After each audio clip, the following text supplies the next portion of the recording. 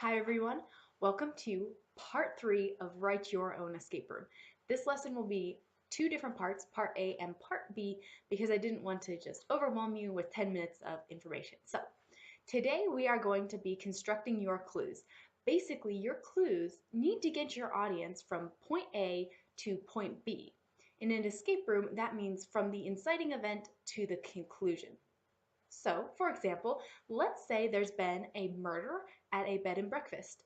Your audience could be fellow guests, private investigators, police of any kind, the family that runs the bread and breakfast, or anyone else you can think of. Your first piece of evidence needs to give basic information, such as what happened, why is your audience here, and what are they supposed to do. For this scenario, there are some easy ways to do this. You can provide a newspaper article, a letter, a work order, or something similar to that. Or you could record a message, or even have someone act as the bed and breakfast owner and explain what happened and ask your audience to solve the mystery. Once your audience understands a little bit about what's going on, it's time to enter the room. The room is your domain, your mystery world. What are they going to see? So for a bed and breakfast, you will likely see a classic bedroom set with a chalk outline of where the body fell. In the past, I've also used masking tape where chalk will not work, though either can actually ruin an expensive rug. So what does our audience need to know? They need to know who, what, when, where, how, and why. So the first four, who, what, when, where, are pretty straightforward. How is a little bit more challenging and is often the conclusion of your mystery. The question of why is likely not going to be completely answered until your final clue.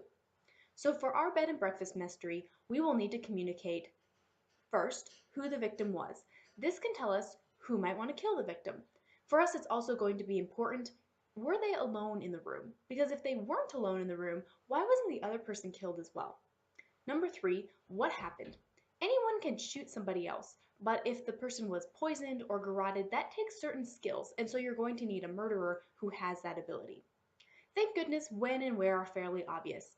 Just date anything or give a qualifier like yesterday or last week in the description of your crime and you're all set. Where is also fairly obvious. Hopefully it's going to be right there where you're having the escape room.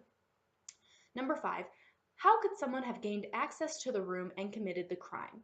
This includes knowing your entrances, your exits. This includes not only the doors and the windows, but also things like coal and laundry chutes, a lattice work up to the window, etc. So if our victim was garroted, bludgeoned, or stabbed, someone got into and out of the room. But if they were shot or even poisoned, the murderer may not have had to been on scene at all. So number 6, who did it and why? And this is going to be the hardest thing to answer. So some of this information will likely be included in your first clue. It doesn't have to be, however, and so that is all up to you.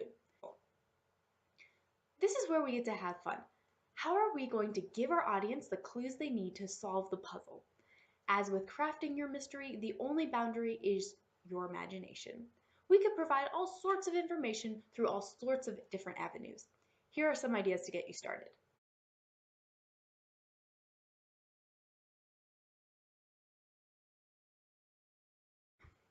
So, a couple of extra hints on those. Business cards can not only give you your IDs for your victims, your murderers, or their business dealings, but can also be a clever way to disguise codes.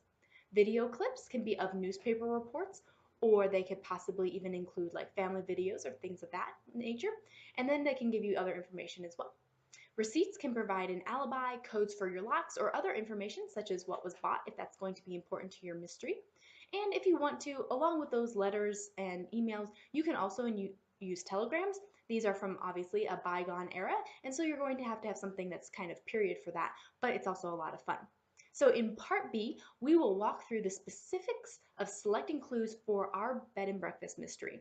Until then, keep your eyes wide open for the clues God is putting in front of you of His hand and working in your life. We'll see you soon.